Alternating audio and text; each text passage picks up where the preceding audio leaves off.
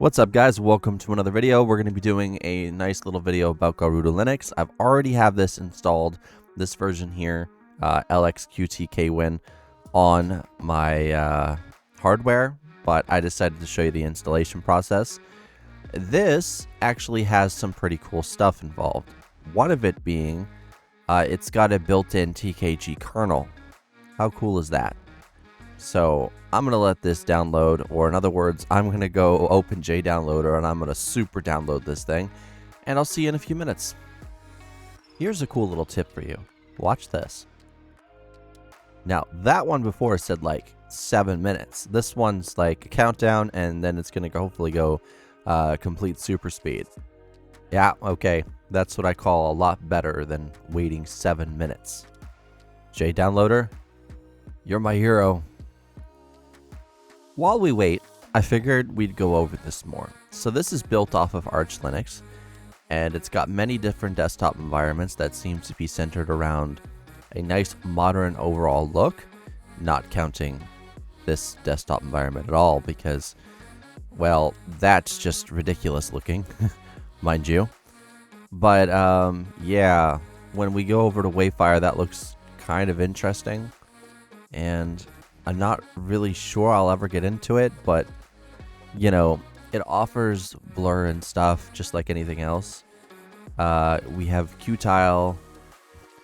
I don't know what the heck this one is, but this one looks pretty interesting. You can see it's got blur, so it must be based off of something that actually has a good compositor. I might eventually try one more of these. i3WM, so that one's interesting. This one is open box and looks horrible. This is just bare bones. It's made for users who do not want extra software and functionality and complain about bloat. Well, when people usually complain about bloat, it just means you've added too much garbage into your your distro.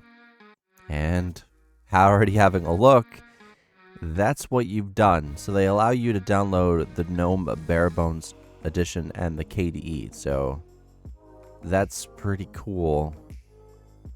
And honestly, this is the one that I would recommend everybody, because all that extra bloat is a bit annoying.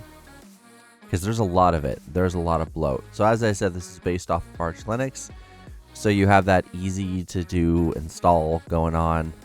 They have recommended specs, which is a bit ridiculous, you know, but 4 gigs of RAM, 64-bit operating system, I understand. Recommended here. And the live session login details are right here. They go to About. This was made by some ex-Manjaro team members. So at least you know that. And from what I've heard, the forum is not very friendly whatsoever. I like this blur effect. As you can see, I like blur effects. They're nice. So we're going to exit out of this since JDownloader's done, and we're going to start up a new machine. So I will get that set up. Let's begin. So I set it to UEFI, as I always do, and I want a full screen experience here real quick. And we're going to see if this will actually boot up. So it says non-free. We want free drivers. So a little installation tip for you, okay? If you're installing this and you got NVIDIA, you're going to switch this to non-free. If you're on AMD, you're going to keep it as free. If you're in a VM, you want to keep it as free, because both Mesa and the Open VM drivers are considered free. The NVIDIA driver is proprietary and considered non-free. There we go. Same thing with Manjaro. Okay, this is the exact same thing. Sometimes you'll have to set different variables to get the NVIDIA drivers to install if you choose non-free. Or sorry, if you choose free. Oh my. Alright, so it is booting. This is your fancy little UEFI boot screen. As you can see, it's very Windows oriented. Back with Windows Alpha of 8.1, you actually had that little thing playing ping pong in a circle. It was cool. I've tested a lot of alpha version of Windows, Milestone, pre-Milestone even, And we're all currently trying to get Windows 10X installed on our systems to see how it performs, because the thing is so small and lightweight that it's really interesting. It really is. Look, we got a mouse. You can't see the mouse, can you? That's probably bad. So I'm going to go to properties and I'm going to capture the mouse. There we go. So I don't know if this is actually going to work in the VM or not. And if it doesn't, that's a really poor sign for them, guys. I like how it gives me XFCE.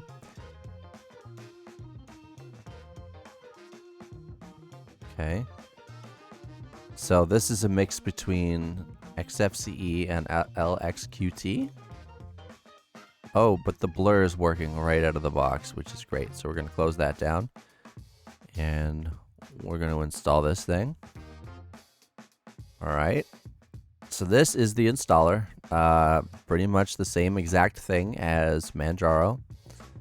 And I'm going to actually click where I live.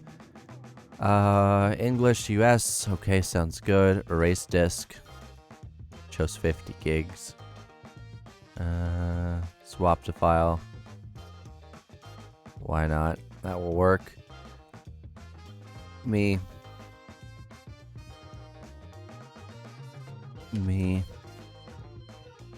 Arch. Password. And next we're going to log in automatically and just use the same password for the administrator account. And hit next. Oh. There we go. That was weird. Hit install. And that's it. You don't get to choose anything else of what you want until you're logged in, and most of the time that extra setup fails. From my experience anyway, so yeah, Linux TKG kernel, so performance tweaks, improved I/O performance, yada yada yada, so on and so forth. The gaming performance with this OS is actually really good, surprisingly. And the ButterFS file system, this is what comes default. And we'll see you on the desktop when we're done installing. So we're going to restart now. And as it's done, of course. Fancy little boot. And great. Let's get this started. I hope this actually comes with open VM drivers. And if not, it does allow you access to the actual pure Arch repositories. So yeah, we got a lot of updating to do in this as well, because that basically puts an image on your hard drive, you know? Yeah, I highly doubt this has any actual acceleration on it at all because of the way that it's starting up. But we'll give it a go and see what happens. Come on, you could do it. You're a cute little desktop. You got this. And yeah, we're going to run over that in, like, right now. We're going to at least try. So, yeah. Sure, we'll get a recent mirror list. And I just want to choose this as well. And I only want 4 of those. And I also want to choose the United States, and only the United States, because they've got faster mirrors for Arch than we do. So we're going to let this run. That part's done. As you can see, it selected the 4 fastest mirrors. And we're going to save that to Pac-Man, of course, and update the system. Highly recommend it. Yes, we'll update the system. Look at that fancy ass blur. Nice. And it's going well. These are some actually pretty fast mirrors considering we're in a VM. Not bad. 9 seconds. So this should take no time at all to update. We will be rebooting after we're done updating. And I think I chose the wrong desktop environment. I'm not even sure what it downloaded at this point. But I kind of want to look. Give me one sec. BSP window manager. So it gave me the wrong one. Alright. I get that. It gave me the wrong one. That happens. This is kind of a lot more interesting than anything. I do want to go to System and open up Task Manager if it's here. No, not in here. Accessories. Thunar's here. Not in development. Okay.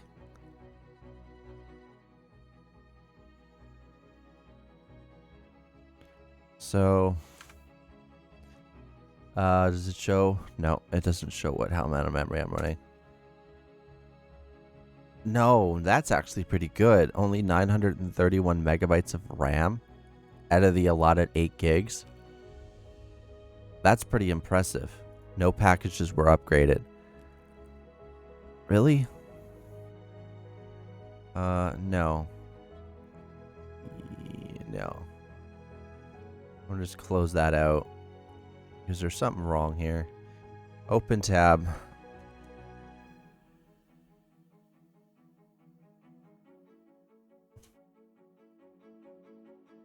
Let's try it this way. Maximum file size exceeded? What in the world? So it uses payload fetch. Clear. Alright, thanks. And it's just failing to receive any of these files. So we're trying to... Yay. You know what? We're going to just remove that. RC.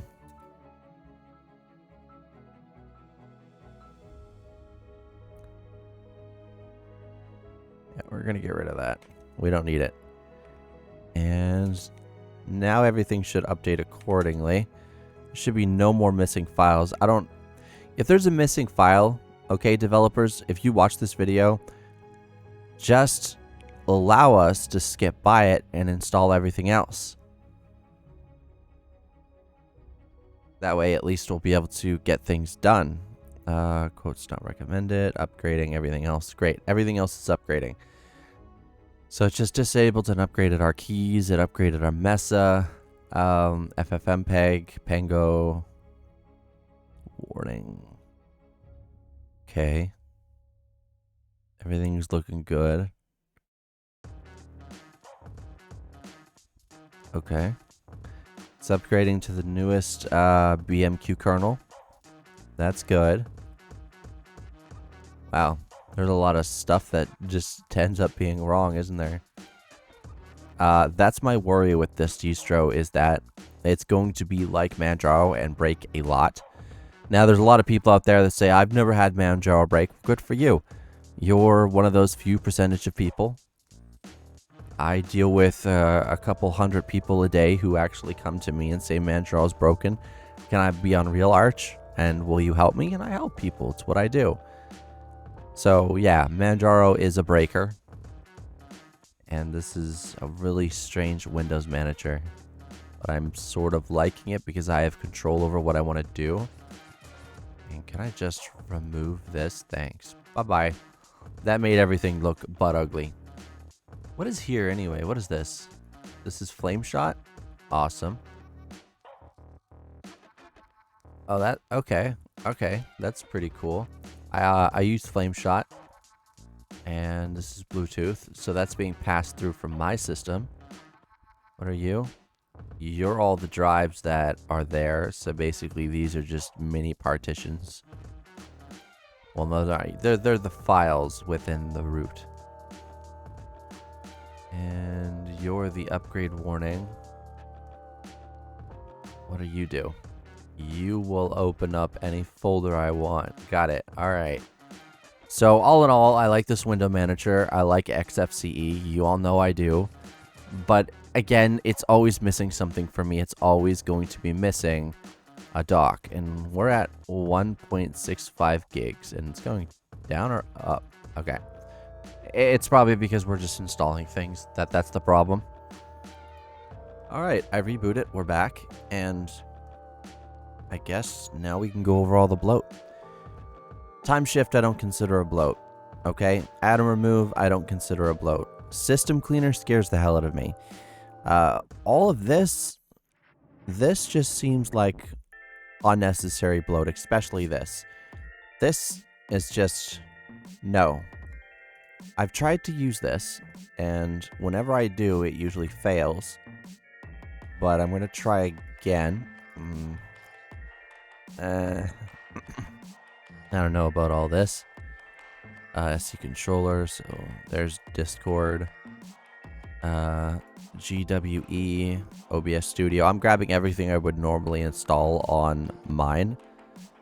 There's core control. That's something interesting I want to take a look at. And these are for controllers. Or any of this. Yeah, sure. We'll choose native. And what are we doing here?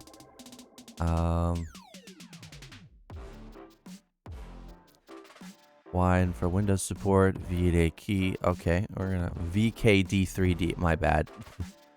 I'm not good with words sometimes.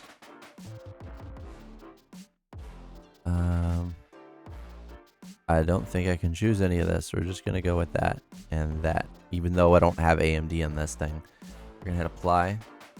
It's gonna download everything. It's actually working for once. This is interesting.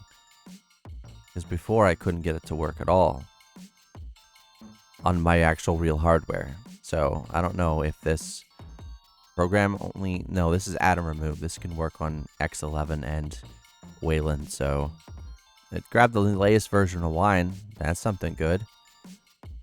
And it seems to be finished grabbing everything. Okay, so that actually does work. We have Open RGB. That'd be good if I can get that working. So we installed Steam and a bunch of other stuff.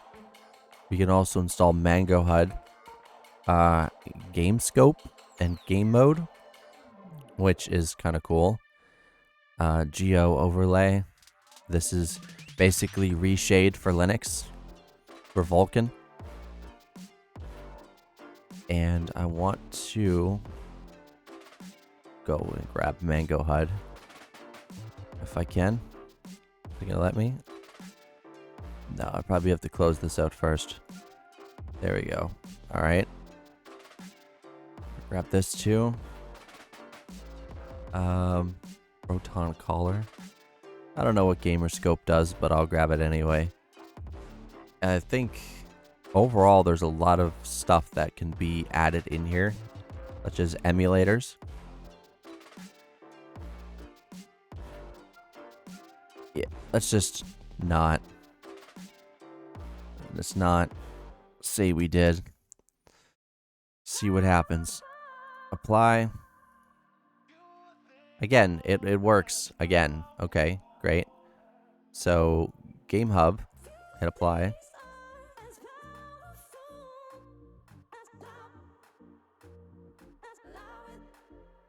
Alright. Works for me. Interesting. So, there's emulators here, but it doesn't include Ryujinx, which does suck. It does include the oh-so-mighty broken Yuzu. It's got Play. I like Play. Play is a work in progress. This is the best PS1 emulator ever to exist.